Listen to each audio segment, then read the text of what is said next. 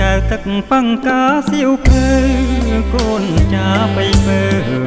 នាំគ្នាស្រែងហៅសួររងម្ចាស់ស្រីទៅណាបាត់ទៅម្ដេចគ្មានអាឡ័យស្រណងរាត្រីដែលស្រីធ្លាប់តែងបត់ភ្លេងចិត្តបងចំរៀងមួយបទអូនកត់បងតែងដៃដូចកេះលេង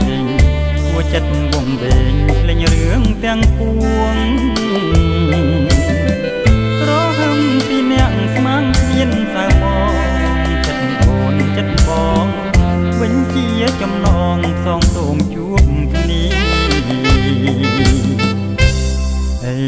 ឡូវអាភពតែងមិនចេះចប់គេស្អប់ចំរៀងចោលបងកំព្រីចំទៀងកែវទឹកសៀវភៅគ្រប់គ្នាមិនដឹងឆ្នាំណាម្ចាស់នាងមេត្តាវិលមកវិញឡើយធ្លាប់នឹកសង្ឃឹមញញឹមជានិច្ចរាល់ពេលថ្ងៃលិចដៃក្តិចបន្លែងលេងលេងល្វើយល្វើយពេលនេះបទភ្លេងតែងមិនចប់ឡើយព្រោះគ្នាទៅហើយអូនអើយតែងចប់លុះអូនវិលវិញ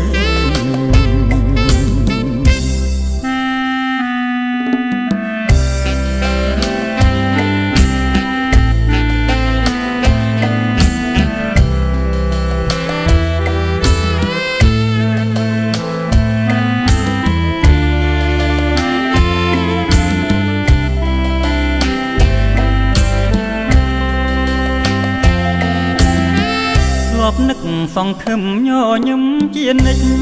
ចរាល់ពេលថ្ងៃលិចដៃក្តិចបន្លែងលេងលេងល្វើយល្វើយពេលនេះបទភ្លេងតែងមិនចប់ឡើយព្រោះគ្នាទៅហើយអូនអើយតែងចប់លុះអូនវិល